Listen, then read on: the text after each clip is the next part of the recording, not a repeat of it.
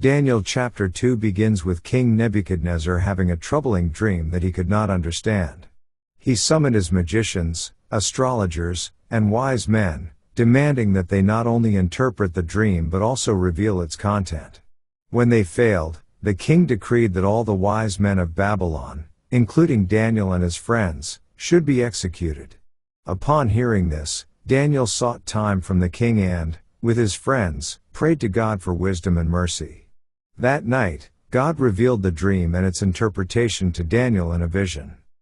Daniel praised God for granting him understanding and went before Nebuchadnezzar, explaining that no human wisdom could reveal the king's dream, but only the God of heaven. He described the dream. Nebuchadnezzar saw a great statue with a head of gold, chest and arms of silver, belly and thighs of brass, legs of iron, and feet partly of iron and clay. A stone, cut without human hands, struck the statue, breaking it into pieces, and the wind carried away the fragments, while the stone grew into a great mountain that filled the earth. Daniel interpreted the dream, stating that the statue represented successive kingdoms. The head of gold was Nebuchadnezzar's Babylonian Empire, followed by the Medo-Persian Empire, silver, the Greek Empire, brass, and the Roman Empire, iron. The feet of iron and clay symbolized a divided and weakened kingdom. The stone represented the eternal kingdom of God, which would ultimately destroy all earthly kingdoms and reign forever. Nebuchadnezzar, amazed by Daniel's wisdom, fell before him in worship and acknowledged the power of Daniel's God. He elevated Daniel to a high position, making him ruler over the province of Babylon and chief of the wise men. At Daniel's request, Shadrach, Meshach, and Abednego were also promoted. This chapter highlights God's sovereignty over human history and his power to reveal mysteries. Let's now read Daniel chapter 2. And in the 2nd year of the reign of Nebuchadnezzar, Nebuchadnezzar dreamed dreams, wherewith his spirit was troubled, and his sleep brake from him. Then the king commanded to call the magicians, and the astrologers, and the sorcerers, and the Chaldeans, for to show the king his dreams. So they came and stood before the king. And the king said unto them, I have dreamed a dream, and my spirit was troubled to know the dream. Then spake the Chaldeans to the king in Syriac, O king, live forever, tell thy servants the dream, and we will show the interpretation. The king answered and said to the Chaldeans, The thing is gone from me, if ye will not make known unto me the dream, with the interpretation thereof, ye shall be cut in pieces, and your houses shall be made a dunghill. But if ye show the dream, and the interpretation thereof, ye shall receive of me gifts and rewards and great honor, therefore show me the dream, and the interpretation thereof. They answered again and said, Let the king tell his servants the dream, and we will show the interpretation of it. The king answered and said, I know of certainty that ye would gain the time, because ye see the thing is gone from me. But if ye will not make known unto me the dream, there is but one decree for you, for ye have prepared lying and corrupt words to speak before me, till the time be changed. Therefore tell me the dream, and I shall know that ye can show me the interpretation thereof. The Chaldeans answered before the king, and said, There is not a man upon the earth that can show the king's matter, therefore there is no king, lord, nor ruler, that asks such things at any magician, or astrologer, or Chaldean. And it is a rare thing that the king requireth, and there is none other that can show it before the king, except the gods, whose dwelling is not with flesh. For this cause the king was angry and very furious, and commanded to destroy all the wise men of Babylon. And the decree went forth that the wise men should be slain, and they sought Daniel and his fellows to be slain. Then Daniel answered with counsel and wisdom to Arioch the captain of the king's guard, which was gone forth to slay the wise men of Babylon. He answered and said to Arioch the king's captain, Why is the decree so hasty from the king? Then Arioch made the thing known to Daniel. Then Daniel went in, and desired of the king that he would give him time, and that he would show the king the interpretation.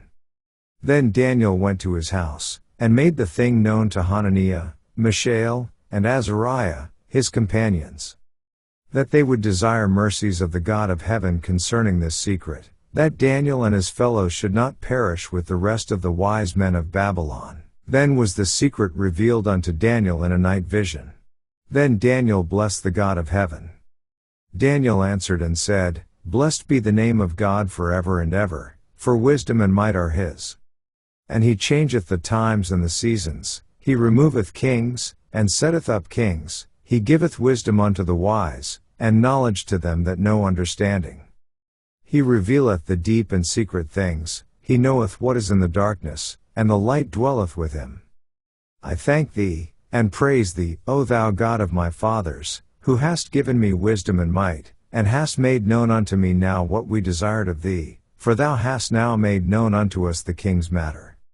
Therefore Daniel went in unto Arioch, whom the king had ordained to destroy the wise men of Babylon. He went and said thus unto him, Destroy not the wise men of Babylon, bring me in before the king, and I will show unto the king the interpretation.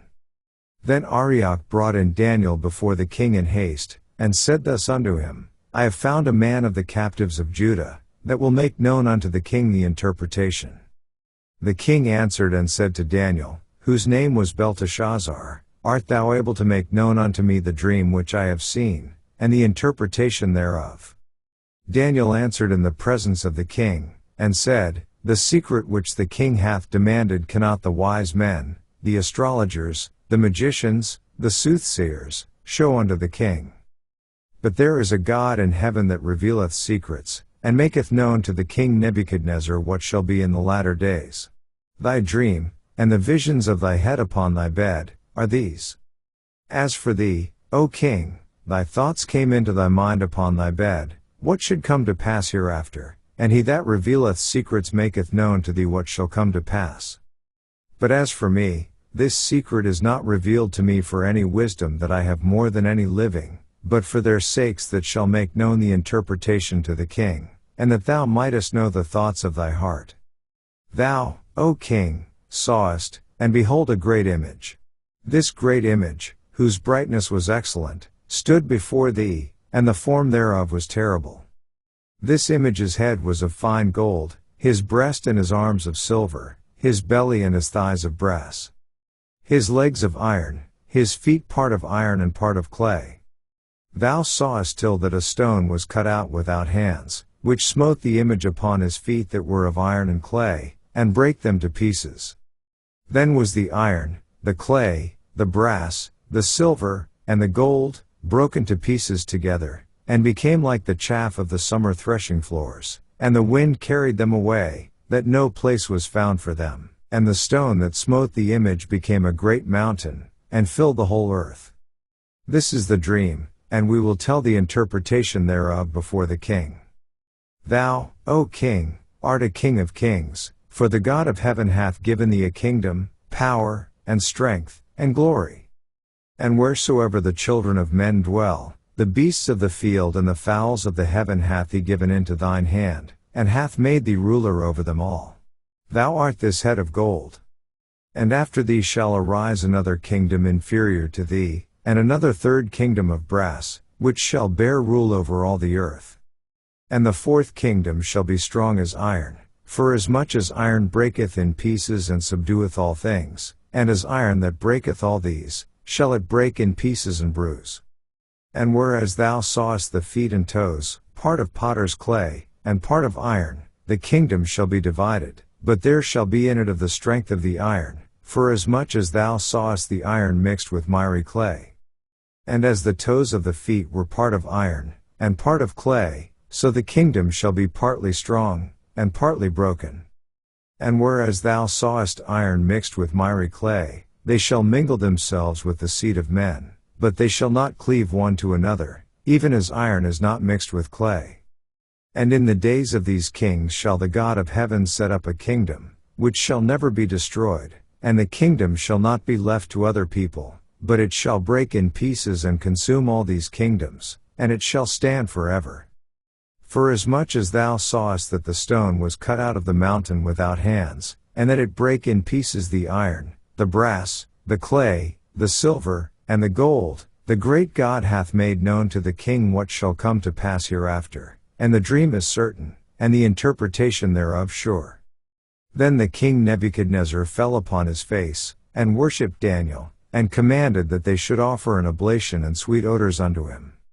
The king answered unto Daniel, and said, Of a truth it is, that your God is a God of gods, and a Lord of kings, and a revealer of secrets, seeing thou couldest reveal this secret. Then the king made Daniel a great man, and gave him many great gifts, and made him ruler over the whole province of Babylon, and chief of the governors over all the wise men of Babylon. Then Daniel requested of the king, and he set Shadrach, Meshach, and Abednego over the affairs of the province of Babylon, but Daniel sat in the gate of the king. This ends our reading of Daniel chapter 2.